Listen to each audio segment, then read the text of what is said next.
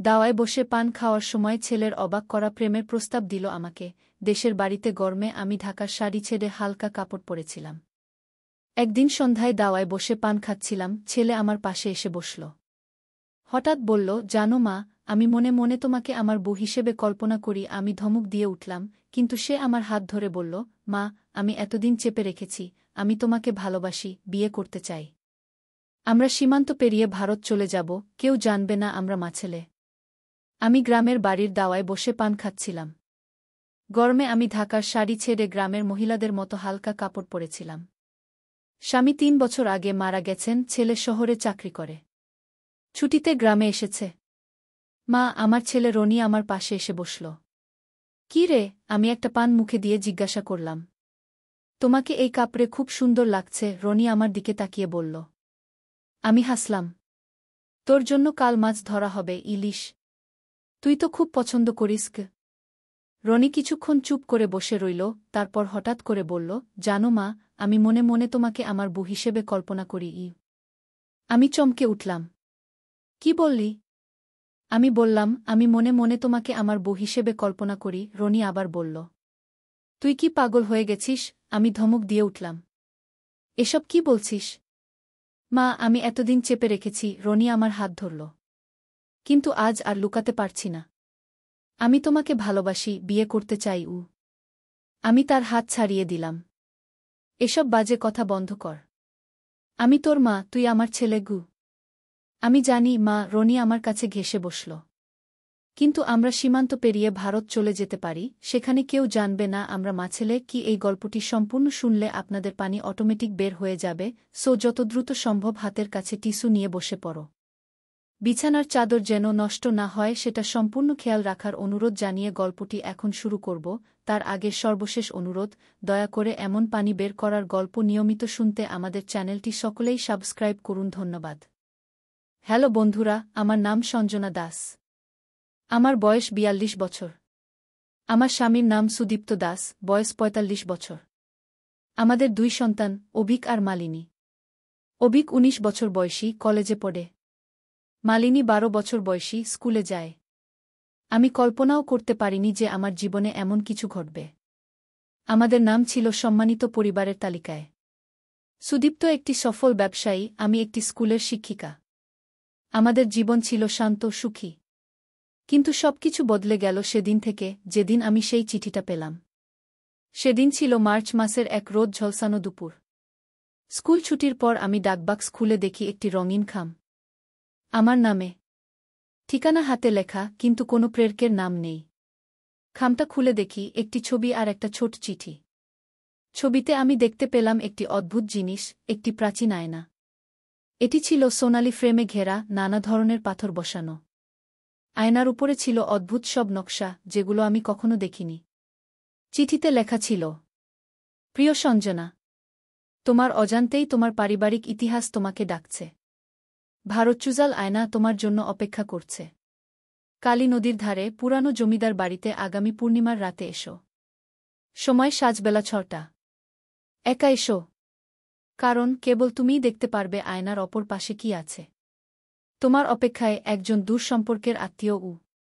প্রথমে ভাবলাম এটা কোনো রকমের প্রতারণা।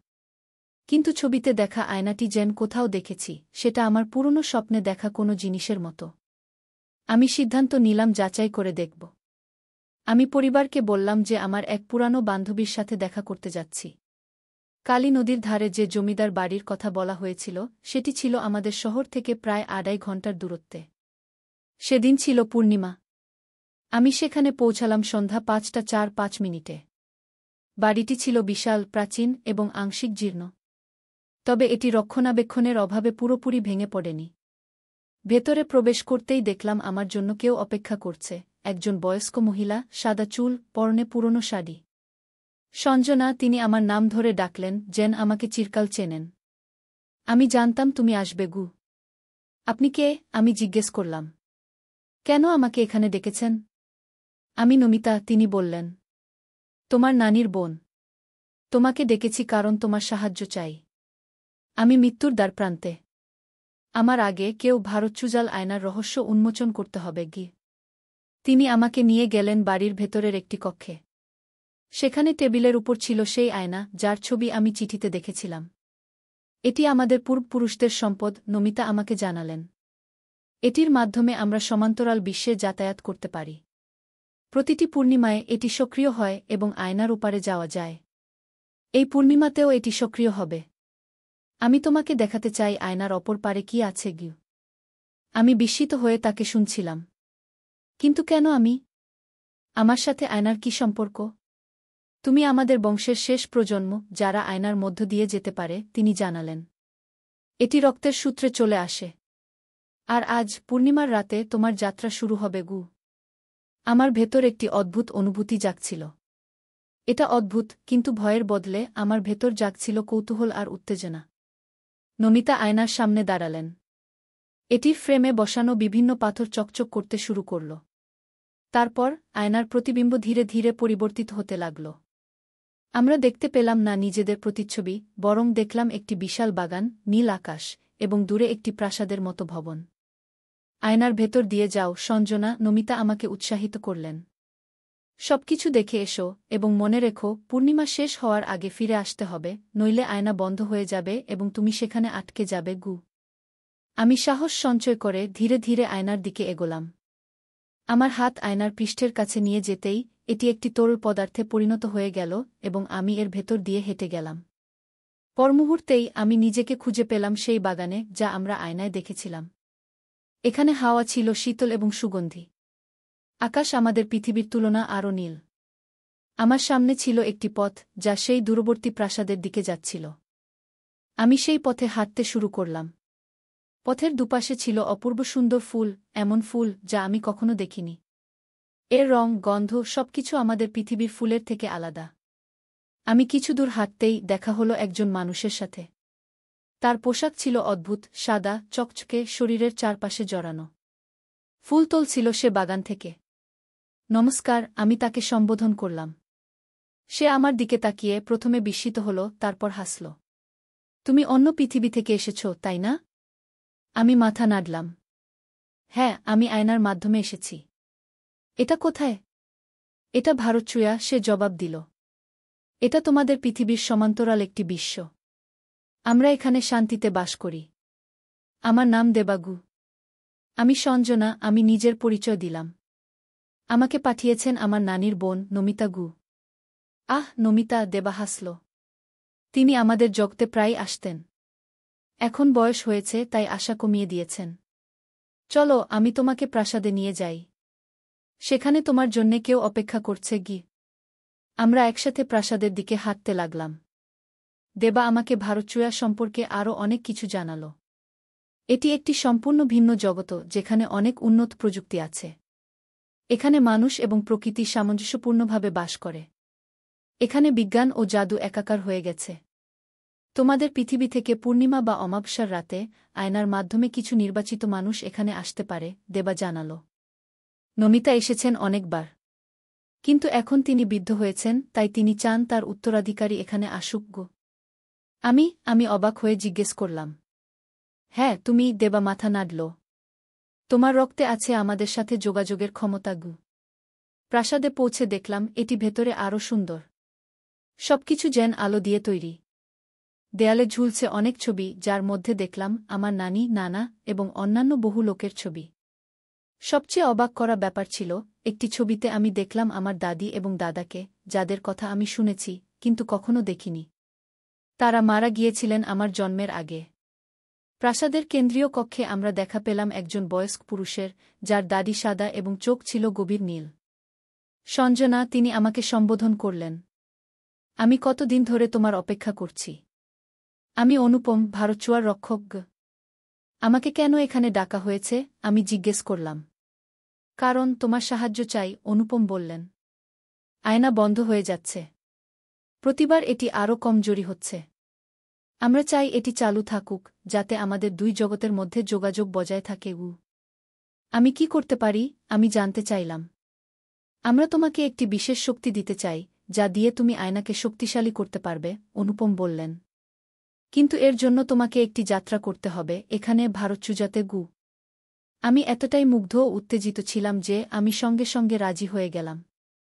অনুপম আমাকে একটি ছোট্ট বল দিলেন, সেটি ছিল একটি নীল আলো দিয়ে ঘেরা স্ফটিক। এটি তোমাকে পথ দেখাবে, তিনি বললেন। এটি নিয়ে তুমি আলোর পাহাড়ে যাও। সেখানে তুমি খুঁজে পাবে একটি ফুল, নীলকুমা। সেটি নিয়ে এসো এবং আমরা তা দিয়ে আয়নাকে শক্তিশালী করব গো। আমি সেই বল নিয়ে যাত্রা শুরু করলাম। বলটি ভাসতে ভাসতে আমাকে পথ দেখাতে লাগল। আমি ভারচুয়ার বিভিন্ন অংশ দিয়ে যাত্রা করলাম, বিশাল মাঠ, ঘন জঙ্গল এবং শেষে পৌঁছালাম আলোর পাহাড়ে। এটি একটি উঁচু পাহাড় যার চূড়া থেকে নীল আলো বিচ্ছুরিত হচ্ছিল। পাহাড়ে উঠতে উঠতে আমি অনেক অদ্ভুত প্রাণী দেখলাম, পাখির মতো কিন্তু পাখি নয়, বাঘের মতো কিন্তু বাঘ নয়। এরা সবাই আমাকে দেখে কৌতূহলী হয়ে উঠছিল, কিন্তু কেউ আমাকে আক্রমণ করল না। পাহাড়ের চূড়ায় পৌঁছে আমি দেখলাম একটি ছোট্ট হ্রদ, যার মাঝখানে ফুটে আছে একটি নীল রঙের পদ্ম, নীলকমল। আমি ধীরে ধীরে এগিয়ে গেলাম এবং সেটি তুলে নিলাম। যখন আমি নীলকমল তুলে নিলাম তখন হঠাৎ করে পাহাড় কাঁপতে শুরু করল। আমি দৌড়ে নিচে নামতে লাগলাম। পেছনে তাকিয়ে দেখলাম পাহাড়ের চূড়া থেকে একটি বিশাল নীল আলোর ফোয়ারা বেরিয়ে আসছে। এই সময় আমার হাতে ধরা বলটি জোরে কাঁপতে লাগল। আমি বুঝতে পারলাম আমার সময় ফুরিয়ে আসছে। পূর্ণিমা শেষ হতে চলেছে। আমাকে দ্রুত ফিরতে হবে। আমি যত দ্রুত সম্ভব প্রাসাদে ফিরে গেলাম। অনুপম আমাকে দেখে খুশি হলেন। তুমি সফল হয়েছ, তিনি বললেন। এখন নীলকমল দিয়ে আমরা আয়নাকে শক্তিশালী করব। তিনি এবং প্রাসাদের অন্যান্য লোকেরা একত্রিত হয়ে একটি অনুষ্ঠান শুরু করলেন, যেখানে তারা নীলকমলকে একটি বিশেষ পাত্রে রাখলেন এবং এটির চারপাশে নীল আলো ঘুরতে লাগল। আমাদের এখন ফিরতে হবে, দেবা আমাকে তাড়া দিল। আয়না বন্ধ হতে চলেছে। আমরা দ্রুত আয়নার স্থানের দিকে ফিরে চললাম। প্রাসাদ থেকে বাগানের রাস্তা দিয়ে দৌড়াতে দৌড়াতে দেখলাম আকাশে চাঁদ ধীরে ধীরে অন্য মেঘের আড়ালে চলে যাচ্ছে। তাড়াতাড়ি, দেবা আমার হাত ধরে টানল। আমরা আয়নার সামনে পৌঁছালাম। আয়নার মধ্যে এখন মাঝে মাঝে চকচক করে উঠছে, যেন বিদ্যুৎ চমকাচ্ছে। ভয় পেজো না, দেবা বলল। একটু অস্থির হলেও আয়না এখনও কাজ করবে। তুমি এর মধ্য দিয়ে চলে যাও। কিন্তু তুমি, আমি জিজ্ঞেস করলাম। আমি এখানকার বাসিন্দা, দেবা হাসল। আমি এপারেই থাকব। তবে আমরা আবার দেখা করব পরবর্তী পূর্ণিমায় গু। আমি মাথা নাড়লাম এবং আয়নার দিকে এগোলাম। এবার আয়নার মধ্য দিয়ে যাওয়া আরও কঠিন ছিল, যেন কোনো ঘন তরল পদার্থের মধ্য দিয়ে টেনে নেওয়া হচ্ছে আমাকে। অবশেষে আমি ফিরে এলাম জমিদার বাড়ির কক্ষে। আমার সামনে নমিতা তাকিয়েছিলেন। তুমি ফিরে এসেছ, তিনি স্বস্তির শ্বাস ফেললেন। আমি ভয় পেয়েছিলাম গু। আমি তাকে সবকিছু বললাম, ভারচুয়ার কথা, দেবার কথা, অনুপমের কথা এবং নীলকমলের কথা। হ্যাঁ, নমিতা মাথা নাড়লেন। তারা আয়নাকে শক্তিশালী করার জন্য তোমাকে নীলকমল আনতে বলেছিল। কিন্তু আসল কাহিনী আরও গভীর গু। তিনি আমাকে একটি পুরানো বই দেখালেন। এই বইতে আমাদের পরিবারের ইতিহাস লেখা আছে। প্রায় ২০ বছর আগে আমাদের পূর্বপুরুষ গোপাল দাস ভারচুয়া থেকে ফিরে এসেছিলেন একটি আয়না নিয়ে। তিনি সেখানে একজন ভারচুয়া নারীকে ভালোবেসেছিলেন, তার নাম ছিল লীলা। কিন্তু দুজন দুজগতের, তাই মিলন ছিল অসম্ভব। গোপাল ফিরে এলেন আমাদের পৃথিবীতে, কিন্তু লীলার সাথে যোগাযোগ রাখার জন্য তিনি এই আয়না নিয়ে এলেন গু। আমি মুগ্ধ হয়ে শুনছিলাম। প্রতি পূর্ণিমাতে গোপাল ভারচুজাতে যেতেন, লীলার সাথে দেখা করতেন, নমিতা চালিয়ে গেলেন। কিন্তু একদিন আয়না ক্ষীণ হয়ে এল। তারা উপলব্ধি করলেন প্রতিবার ব্যবহারে আয়নার শক্তি কমছে। গোপাল ও লীলা সিদ্ধান্ত নিলেন তারা নিজেদের রক্তের কিছু অংশ আয়নায় দান করবেন, যাতে এটি শক্তিশালী থাকে। এতে দুই জগতের মধ্যে যোগাযোগ রক্ষা হবে গু। এর মানে কি? আমি অনুমান করলাম। হ্যাঁ, নমিতা হাসলেন। তুমি গোপাল এবং লীলার বংশধর। তোমার মধ্যে দুই জগতের রক্ত বইছে। সেজন্যই তুমি আয়না ব্যবহার করতে পারো গু। আমি অবাক হয়ে ভাবছিলাম এই নতুন আবিষ্কার নিয়ে। আমার ভেতরে একটি সম্পূর্ণ ভিন্ন জগতের রক্ত বইছে। কিন্তু নমিতা, আমি জিজ্ঞেস করলাম, আপনি আমাকে কেন ডেকেছেন? আপনি নিজেও ভারচুজাতে যেতে পারতেন, তাই না? হ্যাঁ, পারতাম, নমিতা একটু বিষণ্ণ হয়ে বললেন। কিন্তু আমার সময় ফুরিয়ে আসছে, সঞ্জনা। আমি বয়স্ক হয়েছি। আয়না এখন থেকে তোমার। তোমার এবং তোমার সন্তানদের গু। আমার সন্তানদের? আমি চমকে উঠলাম। তারাও কি আয়না ব্যবহার করতে পারবে? হ্যাঁ, নমিতা মাথা নাড়লেন।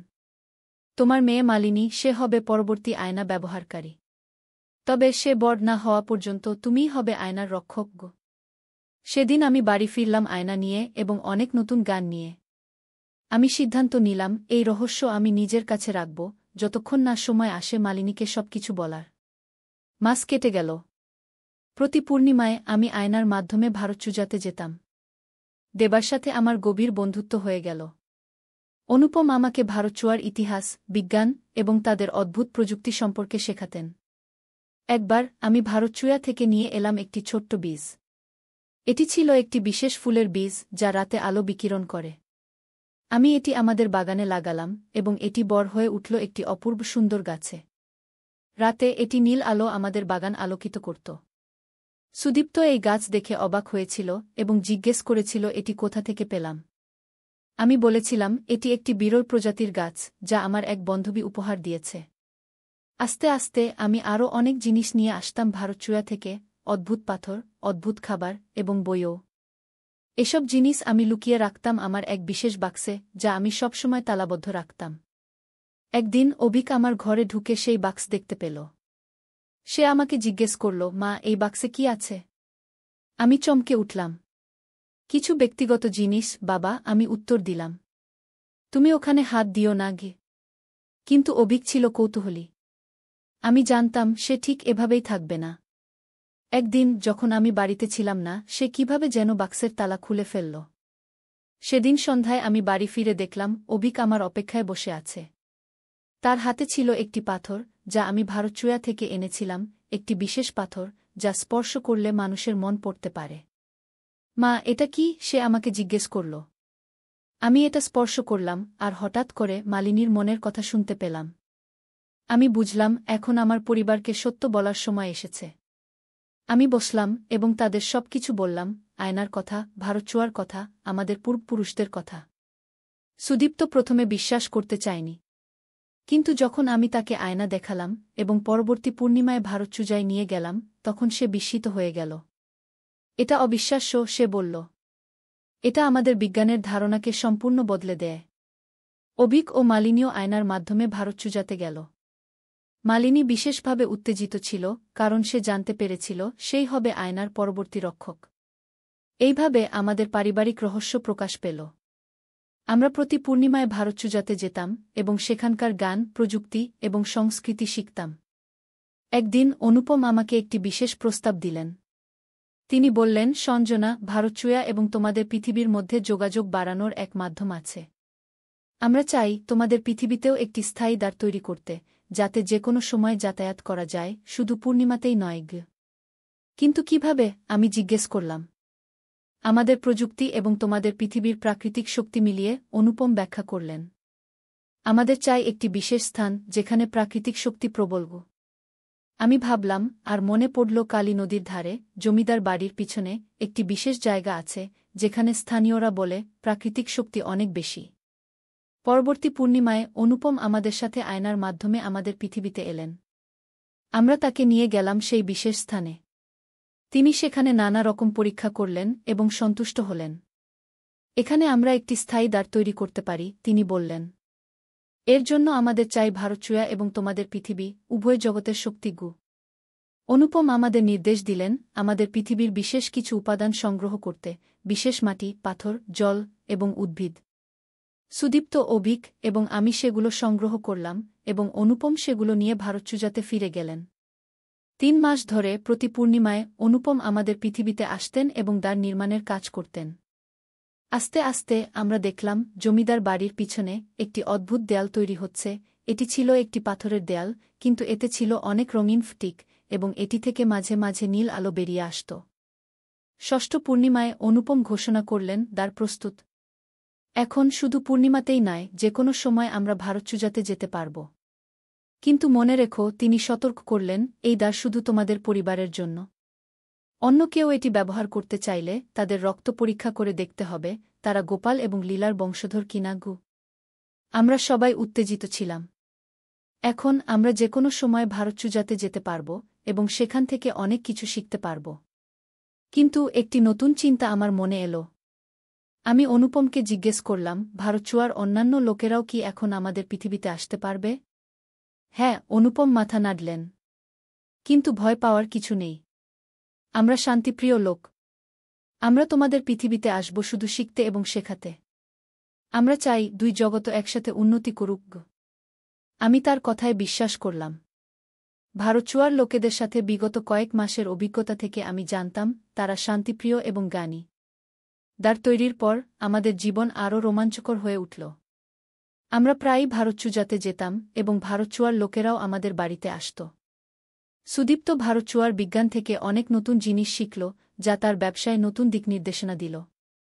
অভিক ভারতচুয়ার সঙ্গীত শিখল, এক অদ্ভুত সঙ্গীত যা শুনলে মনে হয় যেন প্রকৃতি নিজেই গান গাইছে। মালিনী ভারতচুয়ার ভাষা শিখল এবং সেখানকার অদ্ভুত প্রাণীদের সাথে বন্ধুত্ব করল। আমি উভয় জগতের মধ্যে সেতু হয়ে উঠলাম, আমাদের পৃথিবী এবং ভারতচুয়ার মধ্যে যোগাযোগের মাধ্যম। বছর কেটে গেল। মালিনী বড় হয়ে উঠল এবং আয়না ব্যবহারে আরও দক্ষ হয়ে উঠল। আমি তাকে সবকিছু শিখিয়ে দিলাম যা আমি শিখেছিলাম নমিতার কাছ থেকে। একদিন নমিতা আমাদের ডেকে পাঠালেন। তিনি তখন খুব অসুস্থ। আমরা তার কাছে গেলাম, আমি, সুদীপ্ত, অভিক এবং মালিনী। আমার সময় ফুরিয়ে আসছে, নমিতা দুর্বল কণ্ঠে বললেন। কিন্তু যাওয়ার আগে আমি তোমাদের কিছু গুরুত্বপূর্ণ কথা বলতে চাই। আমরা সবাই মনোযোগ দিয়ে শুনলাম। ভারতচুয়া এবং আমাদের পৃথিবীর মধ্যে সম্পর্ক রক্ষা করা গুরুত্বপূর্ণ, তিনি বললেন। কিন্তু মনে রেখো, প্রতিটি জগতের নিজস্ব নিয়ম আছে, নিজস্ব ভারসাম্য আছে। এই ভারসাম্য নষ্ট করা বিপজ্জনক। কিভাবে ভারসাম্য নষ্ট হতে পারে, আমি জিজ্ঞেস করলাম। যদি অতিরিক্ত লোক বা বস্তু এক জগৎ থেকে অন্য জগতে যায়, তাহলে ভারসাম্য নষ্ট হতে পারে, নমিতা ব্যাখ্যা করলেন। শুধু আমাদের পরিবারের লোকেরা এবং ভারতচুয়ার কিছু নির্বাচিত লোকেরা জগতের মধ্যে যাতায়াত করতে পারে। অন্যদের অনুমতি দেওয়া বিপজ্জনক। আমরা সবাই মাথা নাড়লাম, বুঝতে পেরে। আর একটি কথা, নমিতা চালিয়ে গেলেন। আয়না এবং দ্বার উভয় তোমাদের রক্ষা করতে হবে। এগুলো যেন ভুল হাতে না পড়ে। সেদিন নমিতা আমাদের হাতে তুলে দিলেন আয়নার সকল দায়িত্ব। কয়েকদিন পর তিনি মারা গেলেন। আমরা তার শেষকৃত্য করলাম এবং তার কথাগুলো মনে রেখে আয়না এবং দ্বারের দেখভাল করতে লাগলাম। আজ 10 বছর পরে আমাদের পরিবার এবং ভারতচুয়ার মধ্যে সম্পর্ক আরও গভীর হয়েছে। আমরা এবং ভারতচুয়ার লোকেরা একসাথে কাজ করছি উভয় জগতের উন্নতির জন্য। ভারতচুয়া থেকে আমরা শিখছি তাদের উন্নত প্রযুক্তি, যা আমাদের পৃথিবীর অনেক সমস্যার সমাধানে সাহায্য করতে পারে। আর আমাদের পৃথিবী থেকে তারা শিখছে আমাদের সংস্কৃতি, কলা এবং মানবতা। মালিনী এখন 22 বছর বয়সী এবং সে আয়নার নতুন রক্ষক। সে এবং দেবার ছেলে নীল, যারা একই বয়সী, তারা ঘনিষ্ঠ বন্ধু হয়ে উঠেছে। তারা প্রায় একসাথে এক জগৎ থেকে অন্য জগতে যাতায়াত করে। অভিক ভারতচুয়ার সঙ্গীত এবং আমাদের পৃথিবীর সঙ্গীত মিশিয়ে নতুন এক ধরনের সঙ্গীত তৈরি করেছে, একটি অদ্ভুত, মনোমুগ্ধকর সঙ্গীত, যা শুনলে মনে হয় যেন দুই জগতের আত্মা একসাথে গান গাইছে। সুদীপ্ত ভারতচুয়ার প্রযুক্তি ব্যবহার করে তার ব্যবসাকে একটি নতুন উচ্চতায় নিয়ে গেছে। তিনি তৈরি করেছেন এমন পণ্য যা পরিবেশ বান্ধব এবং টেকসই। আর আমি এখনও উভয় জগতের মধ্যে সেতু হিসেবে কাজ করছি। আমি একটি বইল